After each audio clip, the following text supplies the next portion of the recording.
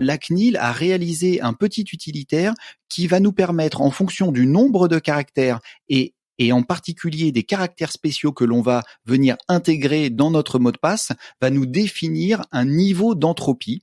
Et au final, au plus ce niveau est élevé, au plus notre mot de passe va être considéré comme sûr. Bonjour Benoît Grunemwald. Bonjour Jérôme. Je suis ravi de vous retrouver, Benoît Grunemwald, spécialiste cybersécurité chez EZ, partenaire de Monde Numérique que l'on retrouve chaque mois pour décrypter un sujet cyber. Benoît, on va parler ce mois-ci d'un sujet qui nous concerne tous, qui revient régulièrement dans l'actualité, c'est la question problématique des mots de passe.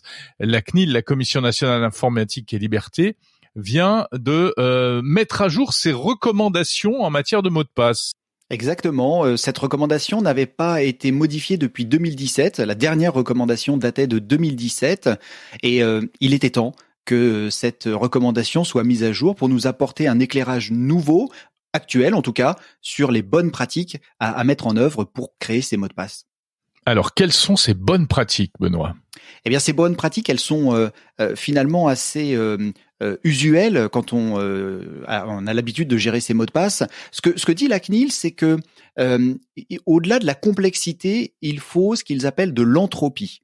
Donc l'entropie qui est habituellement utilisée à plusieurs sens, mais notamment utilisée pour le noter, qualifier le désordre, eh bien la CNIL a réalisé un petit utilitaire qui va nous permettre, en fonction du nombre de caractères et en particulier des caractères spéciaux que l'on va venir intégrer dans notre mot de passe, va nous définir un niveau d'entropie qui peut aller de mémoire entre 30 et 60. Et au final, au plus ce niveau est élevé, au plus notre mot de passe va être considéré comme sûr. Alors concrètement, ça veut dire quoi ? Ça veut dire que c'est un mot de passe qui va être impossible à retenir. Voilà, si je mets 12, 14, 16 caractères qui n'ont rien à voir les uns avec les autres, avec un arrobase et puis un autre caractère spécial et des chiffres, pour moi, c'est juste impossible à retenir.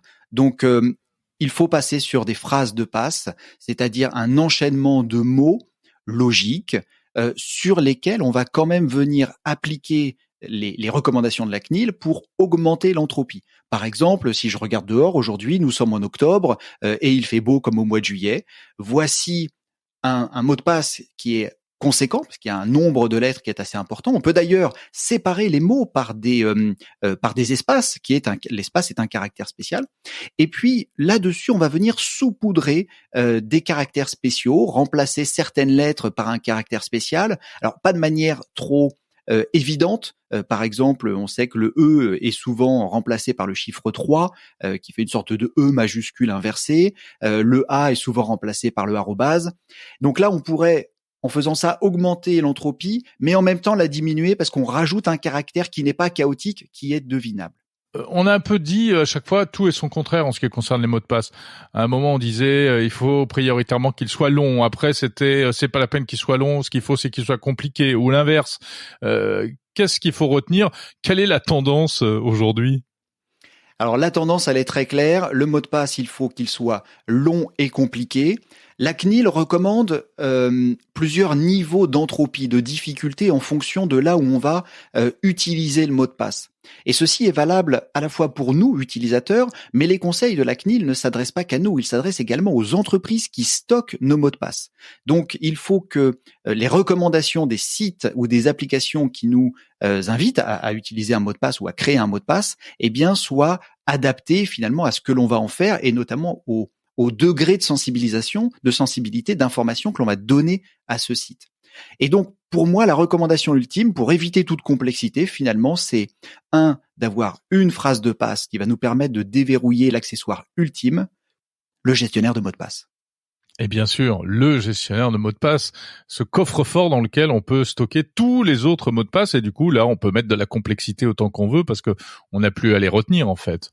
Exactement, on va paramétrer par défaut le niveau de complexité, d'entropie, comme dirait la CNIL, des mots de passe que l'on va lui demander de stocker et de générer et surtout de remplir à notre place.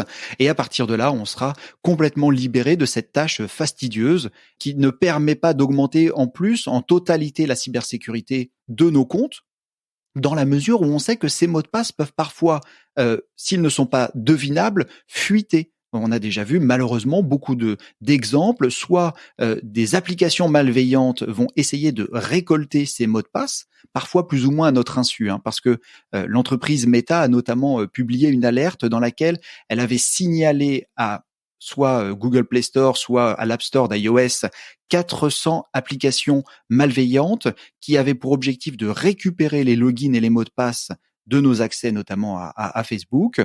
Et cela a touché à peu près 1 million d'utilisateurs selon Meta. Benoît Grunemwald, est-ce qu'on n'a pas un peu l'impression de prêcher dans le désert avec cette histoire?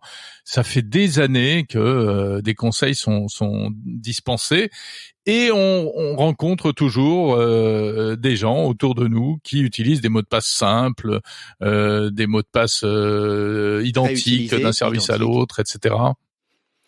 Alors non, je pense pas qu'on prêche dans le désert. Je pense qu'il y a toujours un travail à faire. Ça, c'est évident. La sensibilisation, c'est répéter, redonner des bons conseils, s'adapter également aux changements de nos sociétés. En 2017, quand la CNIL a sorti ses premiers conseils, on n'avait pas autant de comptes que l'on en a potentiellement aujourd'hui si on est un minimum connecté. Donc, il faut toujours rappeler les bonnes pratiques et puis surtout les adapter aux usages qui sont ceux d'aujourd'hui. Donc, je pense que ce n'est pas vain et surtout, il faut répéter. Au fond, pourquoi est-ce qu'il faut des mots de passe complexes? C'est-à-dire que ça complique la tâche des hackers derrière? Alors, ça va leur compliquer la tâche sur certains éléments, à la fois pour essayer de les deviner et aussi pour ne pas permettre la réutilisation donc d'un seul et même mot de passe sur plusieurs services. Donc ça va leur complexifier la tâche.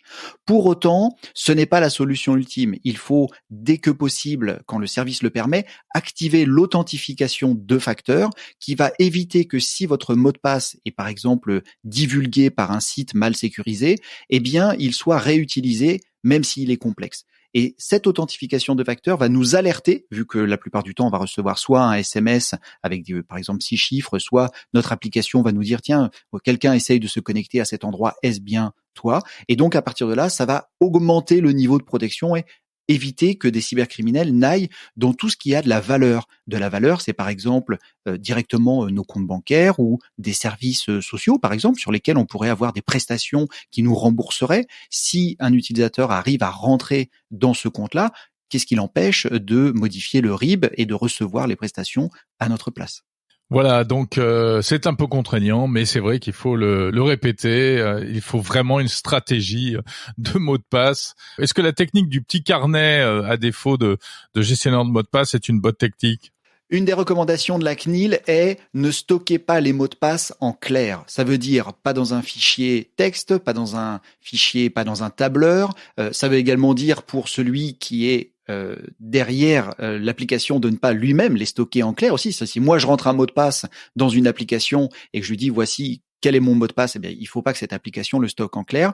Donc le carnet va à l'encontre de la recommandation de la CNIL. Merci Benoît Grunemwald, spécialiste cybersécurité chez EZ. Merci Jérôme.